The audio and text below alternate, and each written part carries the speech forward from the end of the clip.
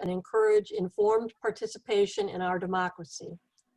One of the ways we do that is to hold candidate forums to provide voters an opportunity to hear the candidates running for election. The forums sponsored by the League give candidates for local offices a chance to present information about themselves and their candidacy, background, skills, education, reasons for running for office, what they hope to accomplish if elected, and positions on various issues relevant to the office. Tonight's forum will not be a debate. It is intended to be an educational forum where you can learn about the candidates and hear about some of the issues pertinent to these elected offices and to the voters. All the candidates in contested races were invited to participate in a forum. Each one was given the opportunity to fill out a candidate questionnaire on our website, and their written responses, if any, can be found in the voter guide. This evening, you will have a chance to hear from Democratic candidate Verner Tepe and Republican candidate Douglas Scheflow. The format for today's forum will be a 3-minute opening statement, followed by 2-minute responses to written questions from the moderator, and ending with 2-minute closing statements. Our timekeeper will show the candidates when they have 1 minute left, 30 seconds left, and when their time is up. Questions for the candidates were selected from those submitted by League members. After the question and answer period, the candidates will have the opportunity to give a 2-minute closing statement beginning in reverse order. This format will be streamed to the League's Facebook page. The recorded forum will then be available for later viewing on our Facebook page and on our website, LWVELginarea.org, until after the election on November 3rd. So are we ready to begin? Welcome to our candidates, and thank you for agreeing to participate tonight. Mr. Scheflow, we're going to begin with your 3-minute opening statement. Thank you. My name is Doug Scheflow, and I'm running for Kane County Board in District 22. District 22 includes areas around Larkin High School, Elgin Community College, the Edgewater subdivision, and what many refer to as the Providence subdivision on the far west side of Elgin. A little bit about myself. My wife Lena and I have raised 4 children in Elgin. They all graduated from Larkin High School, as did I. We're fortunate that they're all adults now and they're all working full-time. Over my years, I've been very active in the Elgin area, notably volunteering for Sherman Hospital, Anderson Animal Shelter, and also active at the First United Methodist Church of Elgin. So I'm running to keep Kane County on the right fiscal track. During my 8 years on the county board, through the county leadership, we've been able to hold the real estate taxes flat for the Kane County portion of our taxes. We don't control school district and the cities and villages, of course. But the Kane County tax levy has been held flat. And we want that to continue to the extent possible. We've also lowered our bonded debt from in the area of $100 million 8 years ago to 20, perhaps less than $20 million today. So flat taxes and lowered the debt. We are fully funding our employee pensions. So we made a commitment to the employees and we've kept it through sound fiscal management. We've also won awards for transparency. All of our finances are online. We're now putting the audio recording of the county board meetings online. And really anything to do with county government can be found on our website. We have an excellent IT department, by the way. So I also want to continue the excellent public service that you receive in Kane County. I think that's important to the people. We need to elect leaders that have proven track records. It's easy to come out and promise something in the future. It's one more thing, it's another thing to deliver on those promises. And I've done that, and our county leadership has done that. You compare Kane County to Cook County, City of Chicago, or Springfield, you're going to see the direction that I don't want our county to go. I want us to stay strong reserves. Thank you. Thank you. Mr. Tepe, we are ready for your 3-minute opening statement, please. First, I want to thank the League of Women Voters and the citizens who are watching this to find out more about me. My name is Verner Tepe, and I'm running for seat on the Kane County Board, and I want to earn your vote. I've enjoyed a successful business career in technology, and I'm currently a real estate investor and a registered tax preparer. I'm also a board member of Family Service Association, and we provide mental health services to children throughout Kane County and beyond. And for the past 3 years, I've served on the Elgin Township Board as a trustee. I'm proud of the accomplishments that have been made in that time. Transparency has been improved by providing financial information on the township website and by recording and posting our meetings. Under my leadership, a financial policy was enacted, which just last year earned an extra $60,000 for the township. Elgin Township has 8 elected officials, 3 Republican and 5 Democrats. One of the key things that I'm most proud of is that in the past 3 years, not one partisan issue has come up. We've always done what was best for the township. That is the attitude and approach that I will bring to the county board. Most recently, in spring of this year, I was involved in the successful passing of the mental health referendum in Elgin Township. Mental health, particularly in these times, is an issue that affects 1 in 5 people. The funding and organization that will be provided due to the passing of this referendum in Elgin Township will aid in addressing these issues. I've always considered myself to be a problem solver, and I shy away from placing blame. My approach is to investigate and understand the issues. I will be prepared and well-informed in advance on every key item that comes up on the county board agenda. While on the county board, my main objectives will be to be an advocate for renewable energy, to improve and enhance resources to address mental health issues, to expand services for seniors, and to provide clean and affordable water throughout the county. I appreciate the opportunity to speak with you, and I trust that I will earn your vote and confidence that I will represent you well. Thank you. Thank you. We're going to go to the question and answer portion of the forum now, with a reminder that each candidate will have 2 minutes to answer. And for the first question, we will go to Mr. Tepe.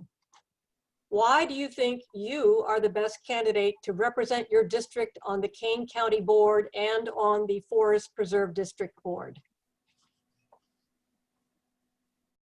Interesting question. I've always been active in whatever community I've lived in. And when we initially moved here to Elgin 12 years ago, I got very active and involved initially in the Edgewater area and now in Elgin Township. I think you'll find that I'm the kind of person that really researches things. I don't go and make snap decisions. I don't go and make accusations or statements without having thoroughly researched what's going on. I think you need somebody who is fiscally responsive, someone who has a proven track record, and my activities associated with the township, the mental health referendum, Family Service Association, and my business experience are all areas that will help me to do an effective job on the county board. Thank you. Mr. Scheflow, same question. Why do you think you are the best candidate to represent your district on the Kane County Board and on the Forest Preserve District Board? Yeah, thank you. So my answer to this question is basically the same as my opening statement. We need sound fiscal leadership that has been proven, most particularly now, including the effects of the COVID-19 pandemic. That's going to have an impact on our budget that is yet to be seen. We're working through the budget right now. But fortunately, we have held taxes lower. We have built up our reserves appropriately in each area. We've been through the budget process several times now, obviously 8 times, I guess. And we're well positioned to weather the storm that is going to come from this budget. I think that, again, staying with the proven county leadership makes the most sense at this time. And my opponent is going to be carrying the flag for a different political party. And if they take control, if that party takes control of the county, despite Mr. Tepe's best efforts as a fiscal conservative, I'm afraid that the county is going to go in the wrong direction, and they aren't going to make the difficult choices that are going to need to be made to have balanced budgets going forward and work through this impacts of this COVID-19. Thank you. Thank you. For the second question, Mr. Scheflow, we will begin with you. You've already touched on this somewhat. The question is, how well has the county performed during the COVID-19 crisis to maintain important services and support residents facing serious health and financial impacts? And what additional actions could be taken by the county? So I really think that by all accounts, the county has done a good job. We have an excellent health department. Barb Jeffers is our director of the health department. She has teamed up with both the coroner and the sheriff of Kane County, and they have really, they've been working night and day, literally 7 days a week, addressing this issue. The sheriff, they picked up the people from the homeless shelter in Aurora, I think it's a Hesed house, transported them to a motel in Schaumburg as a temporary relief. Barb Jeffers is ramping up the contact tracing for those people who are infected with the virus, try to control the virus. So I think they've done an excellent job. On the county operations, one thing that's unique about county government is we have many different departments. So the court system kind of operates under their control, or the control of the chief judge.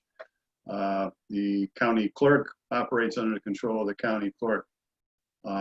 So each of them have kind of taken a different approach. Kane County Circuit Court clerk has remained open, business as usual. County clerk, appointment only. I've had to use that service, and it actually works out quite well.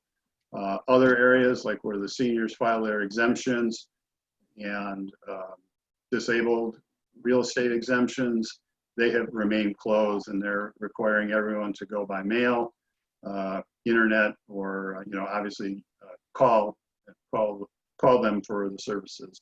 Thank you. Thank you. Mr. Tepe, the same question to you. How well has the county performed during the COVID-19 crisis to maintain important services and support residents facing serious health and financial impacts? And what additional actions could be taken by the county? I think in certain areas, the county has performed extremely well, particularly in the health services department. They seem to have done a really effective job in coordinating And I know that in particular with organizations like Family Service Association, that they work in conjunction with the county.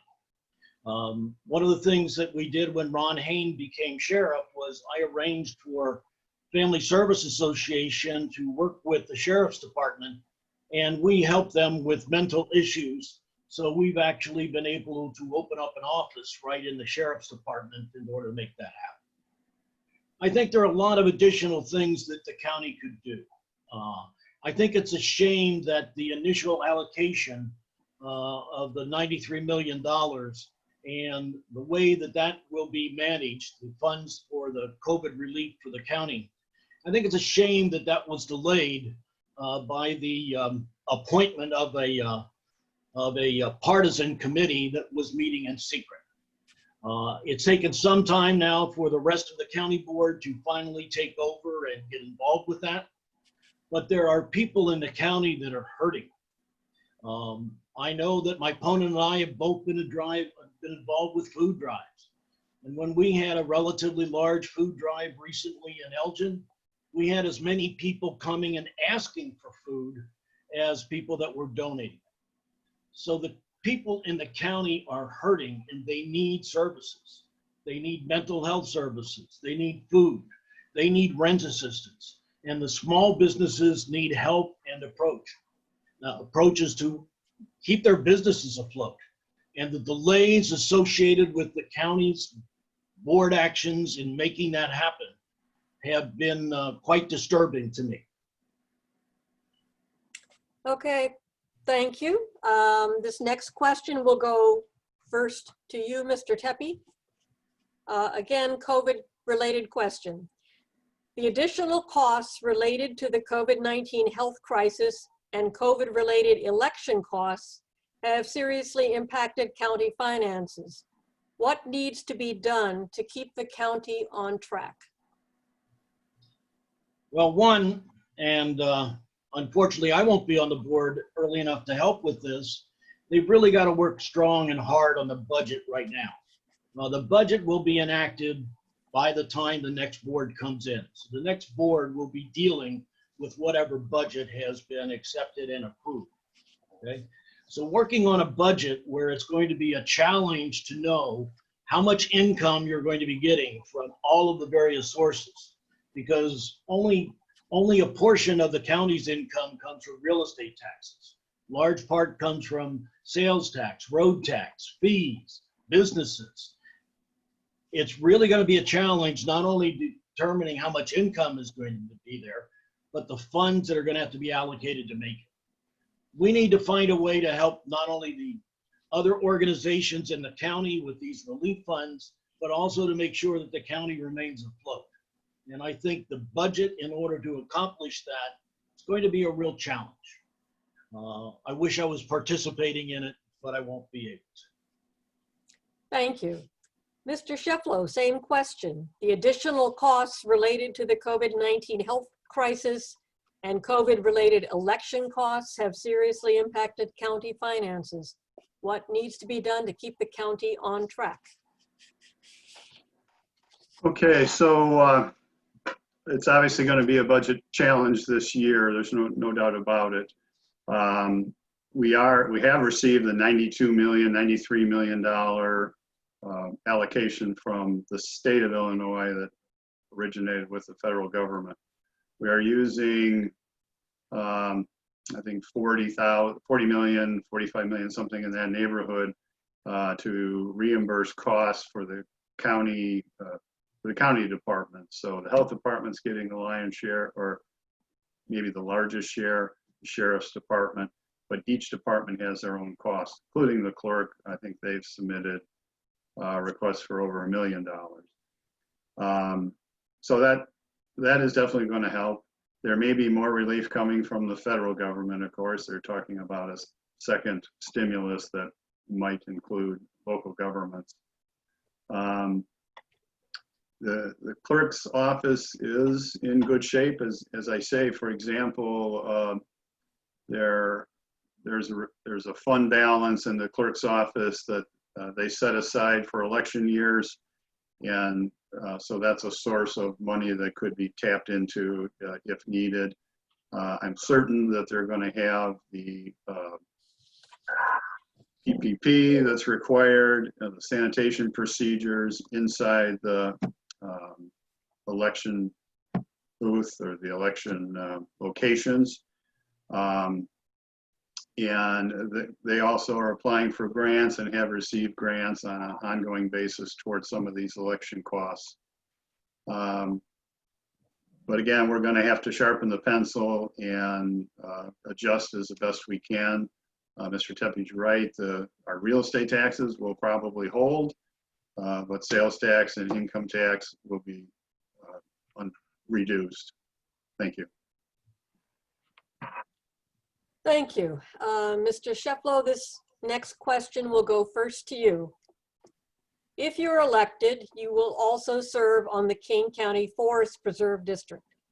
The county board works to foster economic development, while the Forest Preserve District is charged with preserving natural areas of Kane County from development. The construction of the Longmeadow Parkway through the middle of Verner Forest Preserve highlighted the conflict of interest that sometimes comes from working for two separate entities with different missions. How will you balance these two roles if elected, and when should development take precedence over preservation? Hey, thank you. Difficult question. So the origination of the Longmeadow Parkway started long before I got there, or certainly years before, more than 8 years ago. The Verner farm came on the market or became available, and the way that it was purchased, it was a combination of transportation money and forest preserve money. So it wasn't a situation where the forest preserve acquired virgin forest or wetlands or things of this nature, and then a road was built through it. It was part of the original design of that farm field, the field portion of that farm, to include a parkway. So, so it's not, I don't see it exactly as that conflict between development and forest preserve. It actually enabled the county and the forest preserve to acquire a very large tract of land. If you've been out there recently, it's a very nice, I don't know if it's a 1950s or 1960s farm. Excellent, the natural, organic farming techniques are used out there. You can buy your organic food products out there. So quickly, I would say that I don't believe that Kane County is strongly in the development business. I tend to oppose development in the rural areas. So I've always spoken for putting new establishments in the cities and villages where there's police, there's fire. So I'm not a strong advocate of development in the county. Thank you. Mr. Tepe, same question. If you are elected, you will also serve on the Kane County Forest Preserve District. The county board works to foster economic development, while the Forest Preserve District is charged with preserving natural areas of Kane County from development. The construction of the Longmeadow Parkway through the middle of Verner Forest Preserve highlighted the conflict of interest that sometimes comes from working for two separate entities with different missions. How will you balance these two roles if elected? And when should development take precedence over preservation? Well, you present an interesting conundrum, but unfortunately, hindsight is always 20/20. So in today's environment, I would oppose what happened with the Longmeadow Parkway. That was just such a devastating construction that was set up just to handle mostly transportation, when other things potentially could have been done. But it's easy to, be a Monday morning quarterback. But I don't think that the challenge of dealing with forest district preservation and county development are actually at odds. I think they can work in concert. And that's why I actually think that the fact that it's the same people working on it makes it a very, very viable situation. It means that you're not going to be at odds, because it's a little bit harder to be at odds with yourself as an organization. You might be at odds with people within the organization who are promoting one particular side or another. But I think the Forest Preserve District has done a pretty decent job. And although, as I said, the Long Meadow Parkway was a bit controversial and still remains controversial, it didn't necessarily need to be that way. I think we can do much better by working together and reaching an approach where people are generally in agreement. And it's just much better to be able to do it that way rather than being at odds. So again, I think the fact that the same people are on both organizations really works to the betterment of the county, not to put us at odds. Thank you. This next question will go first to you, Mr. Tepe. You may have touched on this in your opening statement, but what are your 3 top priorities if elected? Wait a minute, I gotta go back to my opening statement. Well, Top 3 priorities if elected. one is I am a big believer and advocate for renewable energy. Now, I not only talk the talk, I also walk the walk. So I drive an electric car. I have solar panels on my roof. I believe that we need to conserve the environment so that our grandchildren will have the same kind of benefits from this earth that we have had as we pass on. So renewable energy is one. A second big one for me is mental health. I truly believe that that's an area that we need to work on. If we can address the issues early on with people, we can avoid some of the conflict and anger and hurt that happens. And I think mental health is an issue that I feel very, very strongly about. I was very active in working with the committee that promoted and successfully passed the mental health referendum in Elgin Township. And I'm very, very proud of that. I think that, again, that will afford the organization and the financing to help address those issues. And then third is I'm a major advocate for seniors. It's disturbing to me to see people that are at home. With the food drive that I was just involved with, my phone number happened to be on a bunch of the signs. And one woman called me and she was just hungry, okay? And I said, give me your number. And I immediately contacted the organization and followed through to make sure that they got in touch with her to see to it that she was taken care of. So I want to work on those 3 main areas. Thank you. Mr. Scheflow, same question. What are your top 3 priorities if elected or re-elected? Thank you.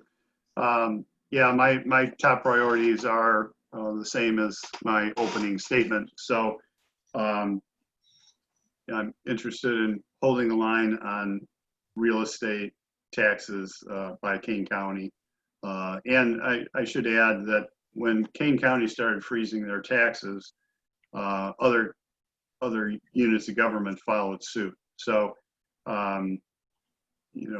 we provided leadership throughout the suburban area to say it is possible. You don't have to raise your tax levy every single year up to the maximum permitted in your area. So keeping the county finances strong, lowering our debt, fully funding our pensions so that we don't become a unit of government that is bankrupted by its legacy obligation to its retired employees. And you do that by staying focused on what county government is to provide. So we did a study a couple years ago, the mandated services study, and frankly, by and large, what we provide are mandated services. There are some exceptions, but they don't add up to a great amount of the budget. So we have an environmental program, recycling program that's very popular, that might not be mandated. But if what can happen in a county board such as this is everybody has a project, everybody wants to put money into that project, and that's mission creep. And the only way to accomplish mission creep is to tax more, spend more, tax more, spend more. So we have excellent services, and so maintaining public service is the final matter. We have a Veterans Commission that's excellent in other areas, and we need to continue that work there as well. Thank you. Thank you. Okay, this next question will go first to you, Mr. Scheflow. In addition to the monthly board meetings, there are multiple committee meetings and lengthy board packets of information about county and Forest Preserve District business to digest. If you are elected, will you commit to attend all meetings, ask questions, and make informed decisions rather than voting solely to approve the chairman and staff's recommendations? Yes, I would make that pledge. It's not possible to make every single meeting. Everyone has a life outside of the county or public service. So, but my attendance has been very good. I do always review the packages and the information. I think that one of the things I did more so earlier on than now, but is go through those the finances particularly, and ask pointed questions to the leadership of those departments. What is this spending for? Do we have to have this spending? Is this hire required? We had a hiring freeze for many years. I don't know how many during this time, and we're back onto a hiring freeze, meaning that the department can't rehire any position without coming to the board and getting that permission. The fact that it's budgeted isn't enough. It has to get reapproved. And I see that going forward next year where that'll be required. But not just myself, but others ask those pointed questions, sometimes put the department heads on the spot, and never intending to, frankly, but that has made it such that they're not trying to pad their budget or spending money where they shouldn't be, or they know they have to justify their expenditures. I think that's my answer. One of the things that I've always thought of is more night meetings and maybe having fewer committees but larger committees. So consolidating some of that work and maybe moving some of it into the evenings. We're one of the last units of government that meet during the day. Thank you. Mr. Tepe, same question. In addition to the monthly board meetings, there are multiple committee meetings and lengthy board packets of information about county and Forest Preserve District business to digest. If you are elected, will you commit to attend all meetings, ask questions, and make informed decisions rather than voting solely to approve the chairman and staff's recommendations? I will commit to understand what is happening and to make informed decisions. Much of the work of the county board is done with the subcommittees, and those subcommittees have very specific agendas, and they have very specific responsibilities. Many times those responsibilities relate to zoning changes or other kinds of things that are best dealt with in a small group, and then that group makes its recommendations. So I think it would not be feasible for any board member to attend all of those meetings, nor would it be productive. It would mean that too many people are getting involved in levels of detail that may or may not relate to their particular assignments. So I think the structure as to how things are being done now with the committees is actually being done well. But I think it's important that each board member understands what is going on in those meetings, particularly when it's something that they feel is something that they need to understand in more depth. And that's the approach that I will take. I don't think it is, again, I don't think it's going to be appropriate for any board member to attend every meeting. I don't think that would be productive. What would be appropriate and what I will do is if there's anything that I'm interested in that I think is of prime importance to the people in the county, I will follow through and understand that before it comes to just approval at the meeting of the entire board. Thank you. I probably should have clarified when I said multiple committee meetings, the committees that you are on, not all of them. But that would be quite a feat. Okay, Mr. Tepe, the next question goes to you first. What do you feel is the most important issue facing the county board right now? Oh, it has to be COVID and what it's doing to not only our economy, but everybody in the entire county. There isn't anybody that isn't affected by this. And I think what is important is for people to, one, be told the truth, okay? That we absolutely tell the truth, the unadulterated truth. It always bothers me when that does not be the case. Second, I think we have to be very, very understanding to everyone. You know, I tell the story that my wife and I have been locked up in our house for much of the past several months, and we're still very happily married, okay? But she does like it when I go out more often. So I think it's very, very important that we understand and work with each other. There are many other issues that are associated with the kind of isolation that we have. The challenge of the kids going to school and some way of being able to help them. My wife, for the past several years, has worked with first graders. There's no way she can repeat that this year. She used to help them with their reading and with their words. But there's no way she can repeat that because they're not doing it this year, and it would be dangerous for her to do that. So again, COVID is the key thing that we have to deal with. It's affecting everybody, not only emotionally and physically, but financially. So that has to be the number one issue. Thank you.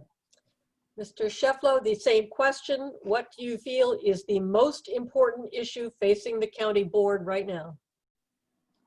I agree with Mr. Tepe. It's the impact of the COVID-19. We have done some things to assist county residents.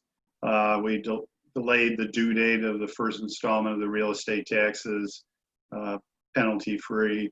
It was a small adjustment. And of course, if you over-adjust, as I think Cook County had a much longer penalty-free period, and that impacted millions of dollars that would be going to the local governments that are also impacted.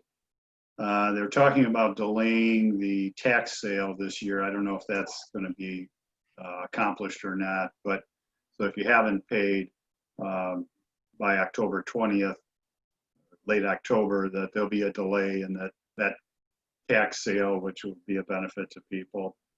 You know, part of the COVID relief fund expenditures that are possible are expanding the high-speed internet throughout the county.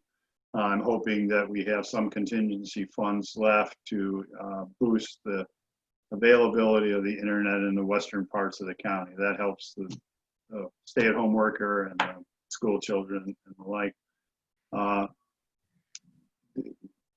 Oddly, Zoom has been or the ability to Zoom meetings has been a benefit that's kind of come from COVID, so that you can attend more meetings now by Zoom. You don't have the travel time.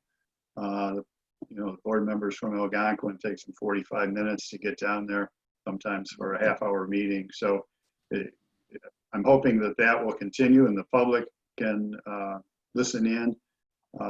And hopefully we'll get to some sort of a video process that we haven't been to yet. Thank you. Thank you. This next question, again, Mr. Scheflow, goes to you first. What concerns are you hearing from residents of your district that need to be addressed? So it's back to my opening statement, right? Most people are wanting to leave the state of Illinois. The real estate taxes are too high. Kane County can't lower, obviously, the tax bill. That's not within our power. We can control our own portion of the real estate tax bill, and we've been doing that. And other areas have not been doing that. Springfield has not been doing that. Springfield wants massive tax increases. So once, for example, once the graduated income tax is permitted by the Constitution, if people vote that in November, that means now we have a whole new possibility of tax raises by Springfield. So that's what I'm hearing. People want to leave Illinois. They're either stuck here because of children or family, and we need to reverse that. We need to reverse it by improving government and keeping sound fiscal policies. And Mr. Tepe supports mental health spending, as do I. I think everybody's had mental health issues in their family.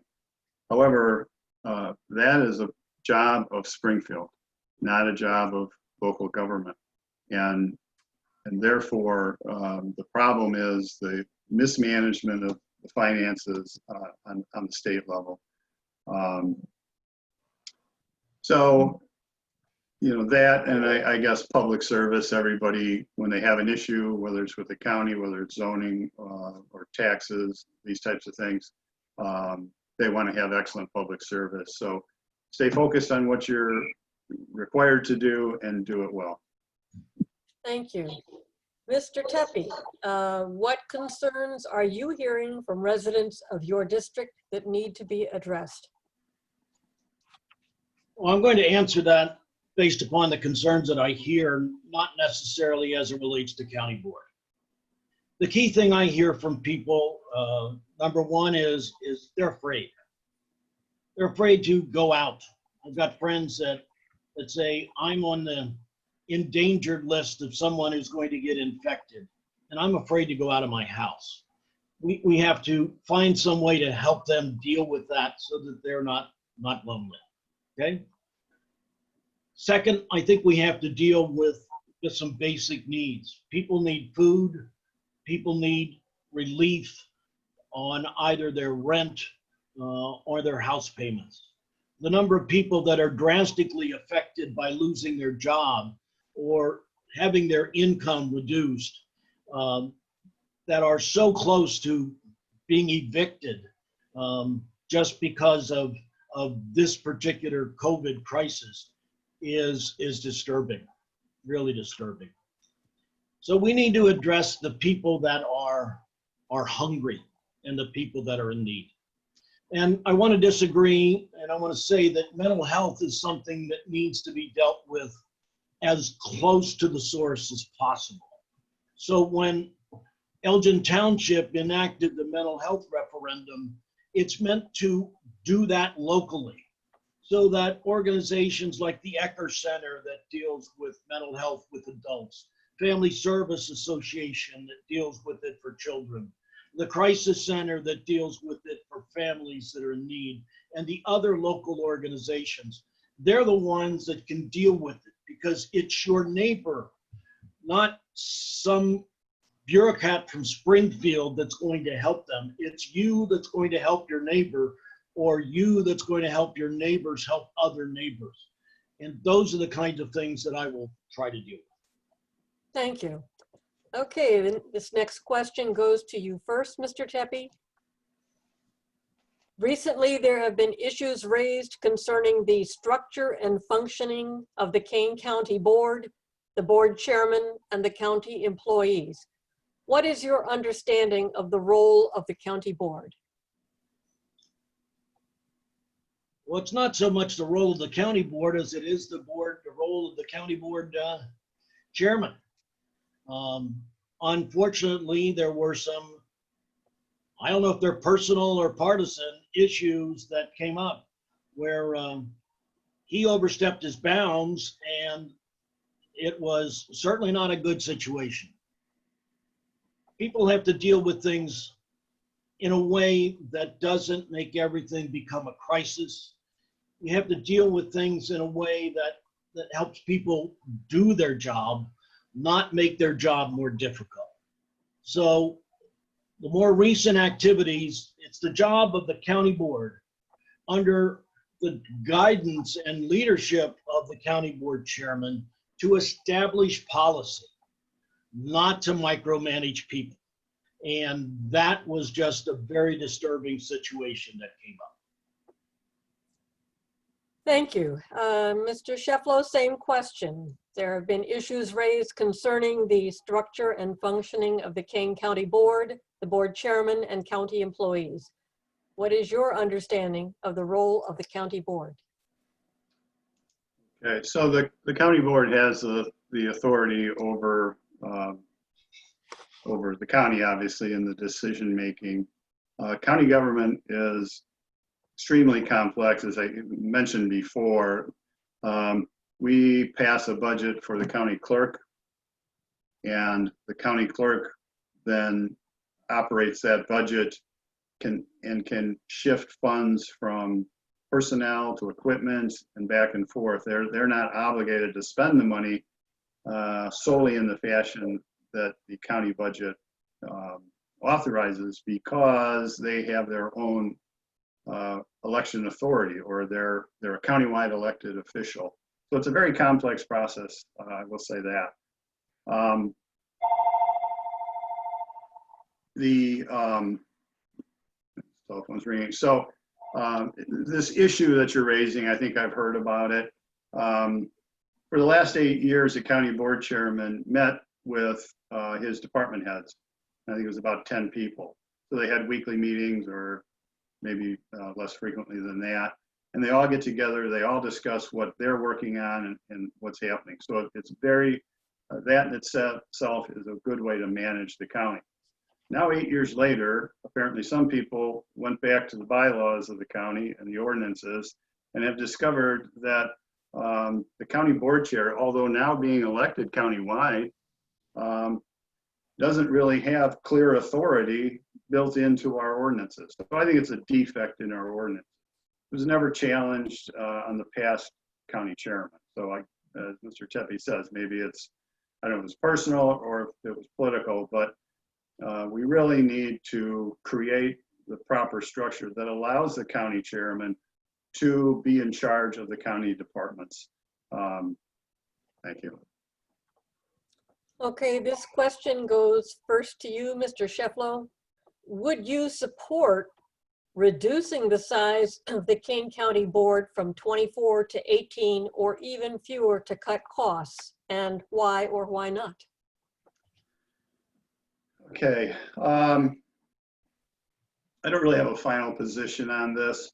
I've never quite understood how 18 people are supposed to do a better job managing, guiding the county than 24 people as the county grows. But the way the legislation is, as the county reaches a certain trigger point, the board will get reduced down to that. I think it's at level 18. So historically, they've been reducing a couple at a time. So I'm not going to oppose any changes here. If they want to reduce the county board by 2 from 24 to 22 and do it in a measured approach, that's probably my primary what I would support. But if you look at DuPage County, it has higher population, has fewer board members. They're paid a lot more. It becomes more of a full-time job, or at least less of a part-time job.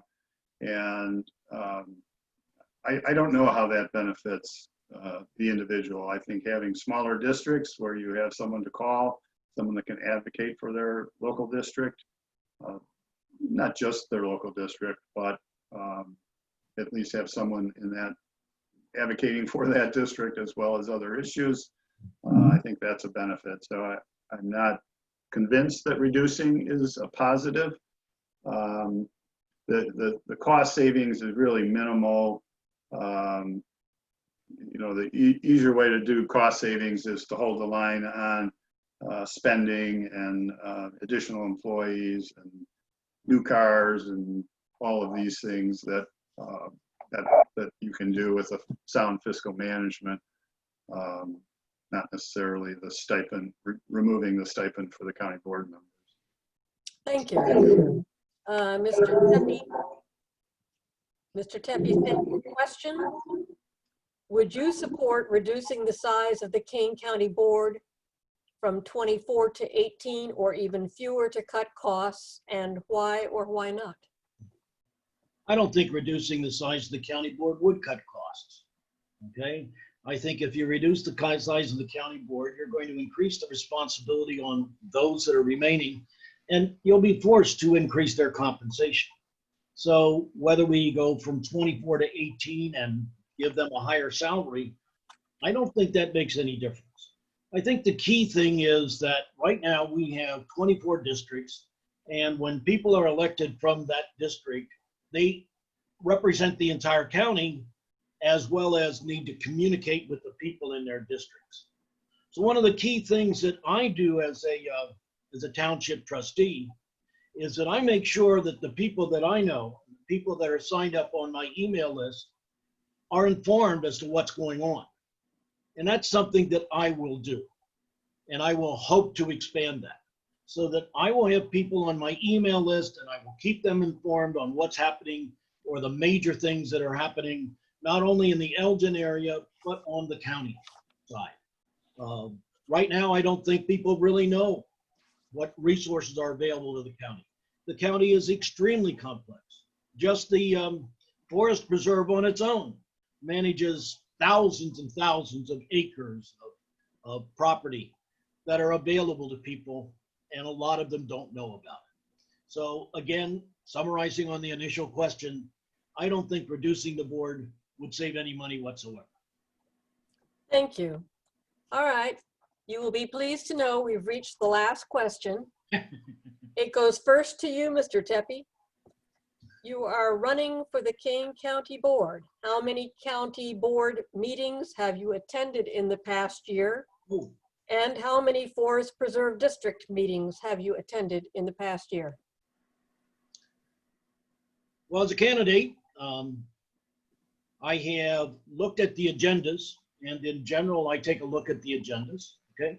I've attended, I believe, 2 county board meetings in person and 2 county board meetings online, listening to them, and I attended 1 Forest Preserve meeting.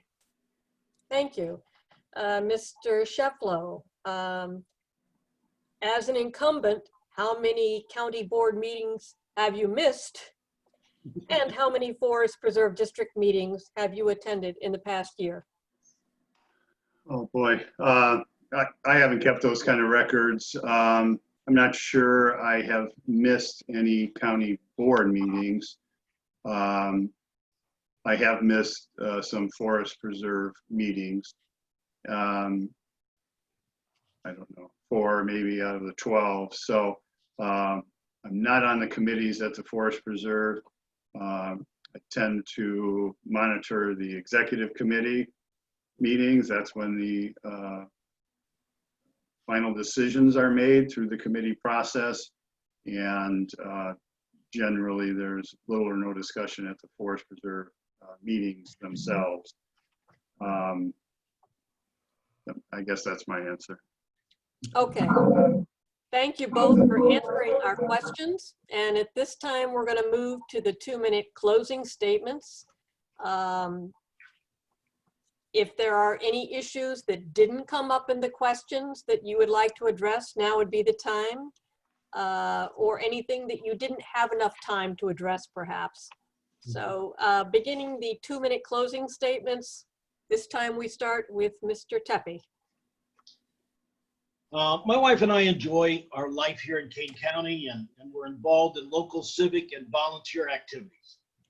And as an Elgin Township trustee, I'm proud of the contributions that I've made there.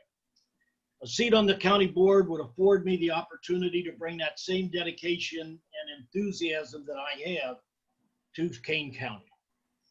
I successfully built my own company, as well as assisted other companies in growing and managing their organizations. And my professional background has made me an effective organizer and a results-oriented manager. Currently, the county operates on a balanced budget and has a freeze on property taxes. In reality, the property tax freeze has saved you about $15 a year, but at the expense of virtually eliminating much of the county's surplus and seriously restricting services that are needed in a growing county. The new county board will have to deal with the challenge of increasing fees and/or taxes in order to have a balanced budget. I'm a problem solver who will see that you get the most for your money. So where do I stand? Well, first, Kane County needs to work for all of us. Very few people know what Kane County does or even where many of the services are located. We currently pay about $300 a year per household, and few of us know how that money is spent. I'll work to help fix that. Kane County's annual budget is about $300 million. About 1/6 of that, or $50 million, comes from property taxes. The rest comes from fees, fines, sales and road taxes, and charges for other services. I'll work to make sure that 1, our taxes remain low, and 2, that our money is spent wisely. And just as I've done as an Elgin Township trustee, I'll communicate with you on key issues that arise at the county level. And thank you. Thank you. Mr. Scheflow, your closing statement, please. Thank you. I want to thank the League of Women Voters and the people that are able to watch tonight or in the future on the internet for attending and for having this opportunity. My closing statement is the same as my opening statement. We, Mr. Tepe, it's not a debate, so I shouldn't get into this, but he's been on the Elgin Township Board for 3 years, and now he wants to change to the county board, and he's telling us things that he's going to do. When the current trustees of Elgin Township ran, they were going to cut taxes, they were going to cut payroll, they were going to consolidate units of government. There's a lot of things that were going to happen. But as far as I'm concerned, those are empty promises, and that the people shouldn't vote for empty promises. This is going to be a difficult year to get through the COVID crisis and the impacts of the COVID virus. You need people on the county board, both myself and others that are running for county board, as well as county leadership. So for example, this is not the time to change the county auditor.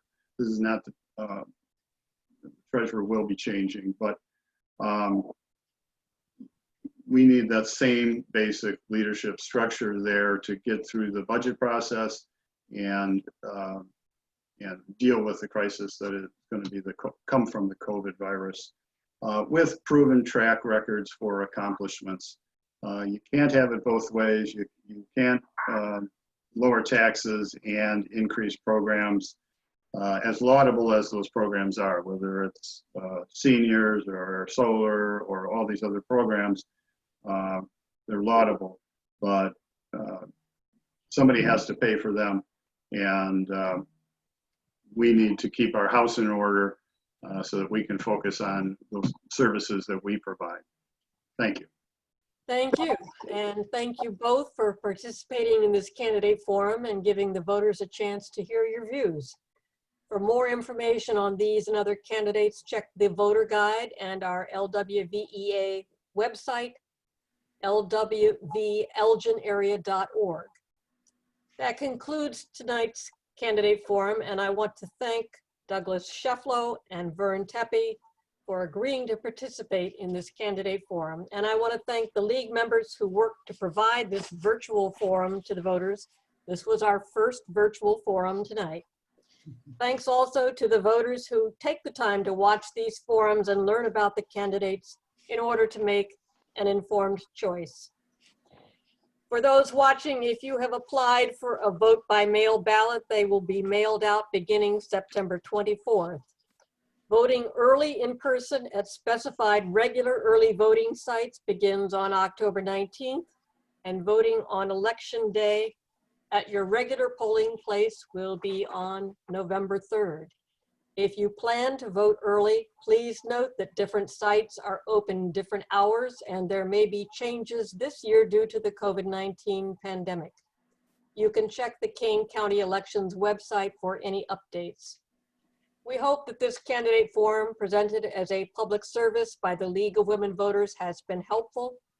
If you are interested in joining the Elgin Area League of Women Voters or supporting the work that we do, please contact us at our website.